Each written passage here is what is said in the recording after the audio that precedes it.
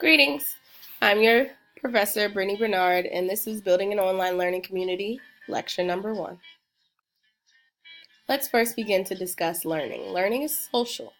Collaboration between others fosters critical thinking and real-life problem solving. Timely feedback and encouragement builds the learner's confidence. Common goals create a sense of belonging, trust, and support among the learners. It's always good 2 heads are better than 1. It's important to collaborate with others because your thoughts may be different from their thoughts, and they may add something to the discussion or the topic that you may not have thought about. So it's very important to have a group or a community of learners. Next is to know your why. Why is building this community important? And who are you servicing? What do your community members need? And what is the community's objective and goal? That's the first thing you need to do. Before anything, you need to know, why am I even creating this? That is what will guide everything else. Next, you should choose your tech. This step is where the community organizer decides which platform they will use for the group. The online medium that you choose should be user-friendly. It's easily accessible. It should cater to all different learning styles, and it should need no prerequisites to operate. This needs to be a welcoming environment online, where the community can focus more on the information being shared and less on figuring out how things even work. Another important part of the online learning community is introductions. Before any information is shared between, it is important to introduce yourselves, get to know each other. Everyone in the community should share personal information, professional information, their different learning styles, and also just some fun facts to really get to know each other. They also will have a deeper understanding of each other. Sitting in front of the computer alone can have its negative effects on an online user's emotions. Getting to know each other will allow the loneliness to decrease and will form a bond between each other. Next is the discussions. Once everyone has been introduced, it is very important to have an open line of communication, such as a discussion board, where individuals can share and respond to other members' posts. This is where the most interaction takes place, where the information is shared, where feedback and encouragement is given, where new ideas are fostered, and where collaboration also takes place.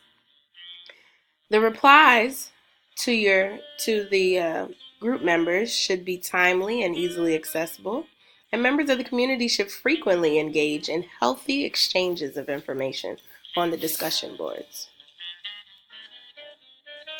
Now that you've figured out your goal, you've introduced everyone, it's good to keep the conversation goal-oriented, that all the interactions on the group shall be goal-oriented, that we shall keep the finish line in our sights, that every discussion, every information, all the articles that are shared should be informative, they should be helpful, and they should be focused on the common goal, and most importantly, they should be appropriate.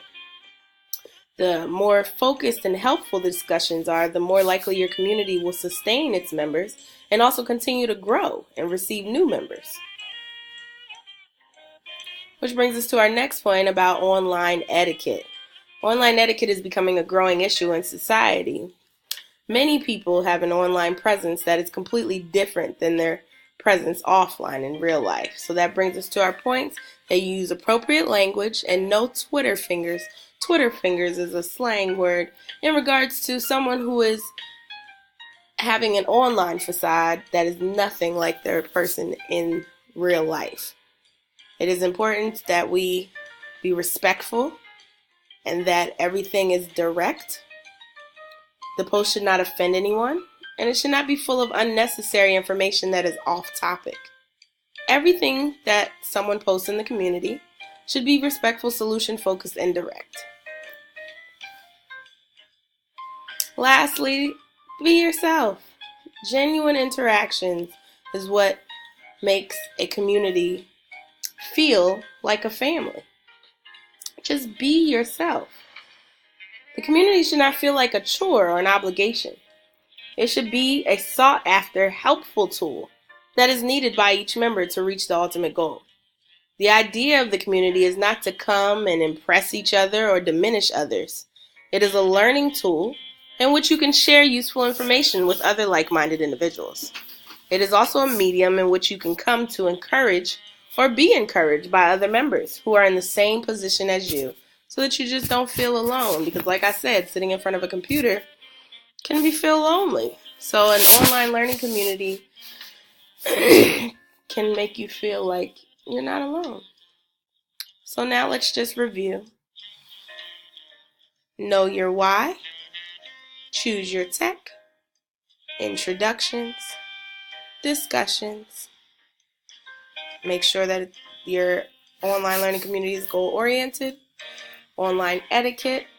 Everyone is being respectful, and there are genuine interactions of everyone being their self and genuinely caring about the importance of sharing information with their group members.